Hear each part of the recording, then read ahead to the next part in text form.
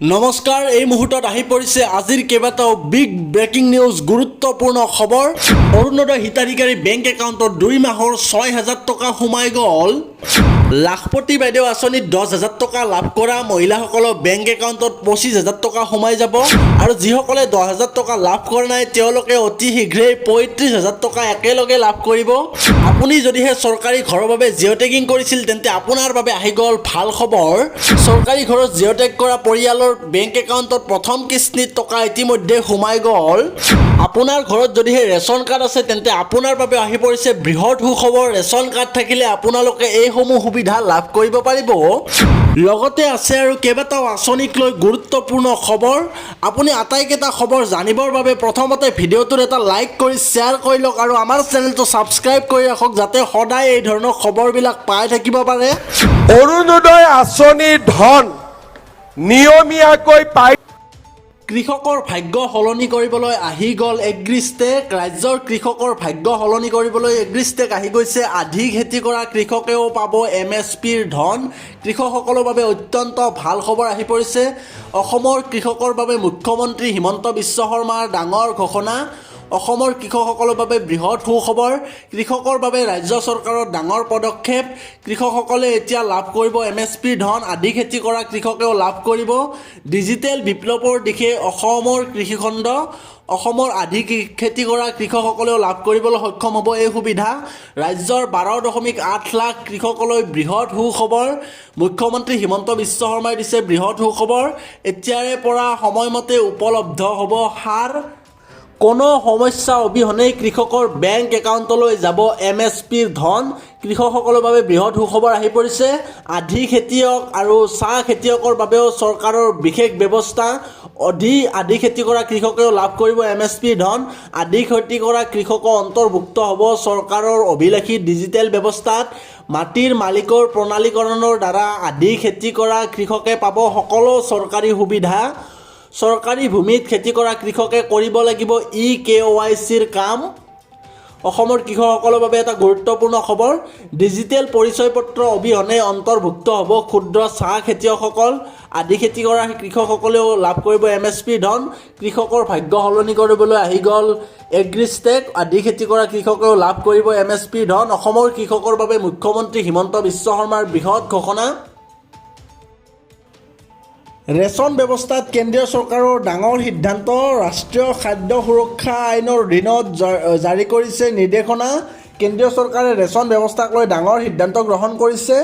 অন্তোদয় অন্ন যোজনাত আহিছে বৃহৎ সিদ্ধান্ত। অন্তোদয় অন্ন যোজনাৰ অধীনত প্ৰতিটো পৰিয়ালে লাভ কৰিছিলে 35 কিলোগ্ৰামকৈ চাউল। প্ৰতিটো পৰিয়ালে 35 কিলোগ্ৰামকৈ অন্ন লাভ কৰিছিলে। ইয়াৰ পৰিৱৰ্তে এতিয়াৰে পৰা পৰিয়ালৰ প্ৰতিজন ব্যক্তিৰ নামত প্ৰদান কৰা হ'ব ৰেচন। এতিয়াৰে পৰা প্ৰতিজন ব্যক্তিৰ নামত প্ৰদান কৰিব 7 কিলোগ্ৰামকৈ অন্ন। অৱশ্যে পৰিয়াললৈ অহা 35 কিলোগ্ৰাম অন্ন আপোনালোকে লাভ কৰিবই, কিন্তু যদিহে মাত্ৰ ব্যক্তিৰ ভিত্তিত এইটো 7 কিলোগ্ৰামকৈ কৰা হ'ব। পৰিয়ালৰ ভিত্তিত সদস্য সংখ্যা কম বেছি হোৱাত চৰকাৰে এই সিদ্ধান্ত গ্ৰহণ কৰিছে। ৰেচন ব্যৱস্থাত কেন্দ্ৰীয় চৰকাৰে বৃহৎ সলনি কৰিছে। ৰাষ্ট্ৰীয় খাদ্য সুৰক্ষাৰ অধীনত জাৰি কৰিছে এই নিৰ্দেশনা। অন্তোদয় অন্ন যোজনাৰ অধীনত জাৰি কৰিছে এই প্ৰস্তাৱ। অন্তোদয় অন্ন যোজনাৰ অধীনত প্ৰতিটো পৰিয়ালে লাভ কৰিছিল ৰেচন আৰু তেওঁলোকৰ প্ৰতিটো পৰিয়ালে লাভ কৰিছিলে 35 কিলোগ্ৰামকৈ অন্ন। ইয়াৰ পৰিৱৰ্তে পৰিয়ালৰ প্ৰতিজন ব্যক্তিৰ নামত প্ৰদান কৰিব ৰেচন।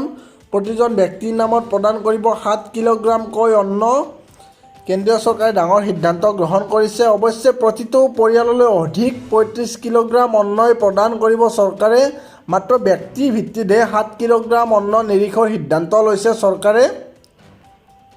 কাৰ্ড নথকা লোকসকলৰ বাবে শীঘ্ৰে আহিব ভাল খবৰ। যদিহে আপোনাৰ ঘৰত ৰেচন কাৰ্ড নাই তেন্তে আপোনাৰ বাবে আহি পৰিছে ভাল খবৰ। আজিয়ে সাজু কৰক ৰেচন কাৰ্ডৰ বাবে যাৱতীয় নথি পত্ৰ। আপোনাৰ যদিহে ৰেচন কাৰ্ড নাই তেন্তে আপুনি সাজু কৰক। যদি আপোনাৰ পৰিয়ালৰ কোনো সদস্যৰ নাম অন্তৰ্ভুক্ত হোৱা নাই তেনেহ'লে আপুনি কিদৰে আবেদন কৰিব? পোনপ্ৰথমে আপুনি অসম চৰকাৰৰ ৰাজহুৱা বিতৰণ ব্যৱস্থাৰ অফিচিয়েল পৰ্টেললৈ যাব লাগিব। নতুন নাম যোগ কৰিবলৈ নিৰ্ধাৰিত আবেদন পত্ৰখন বাছনি কৰক। আবেদনকাৰীৰ ঘৰৰ মুৰব্বীৰ সৈতে নতুন সদস্যজনৰ সম্পৰ্ক স্পষ্টকৈ উল্লেখ কৰিব লাগিব। নতুন সদস্যজনৰ আধাৰ কাৰ্ডৰ কপি থকাটো বৰ্তমান বাধ্যতামূলক হৈ পৰিছে আৰু আপুনি যিহেতু আধাৰ কাৰ্ড লাগে সকলোবিলাক এপ্লাই কৰিবলৈ সদস্যজনৰ জন্মৰ প্ৰমাণপত্ৰ বা ভোটাৰ পৰিচয় পত্ৰ বাধ্যতামূলক বা প্ৰয়োজন হ'ব। যদি কোনো মহিলা বিয়া হৈ ঘৰলৈ আহিছে তেন্তে তেওঁৰ আগৰ ৰেচন কাৰ্ডৰ পৰা নাম কৰ্তন কৰাৰ প্ৰমাণপত্ৰ জমা দিব লাগিব। পৰিয়ালৰ মূল ৰেচন কাৰ্ডখনৰ এটা ফটোকপি আবেদনৰ সৈতে জমা দিব লাগিব।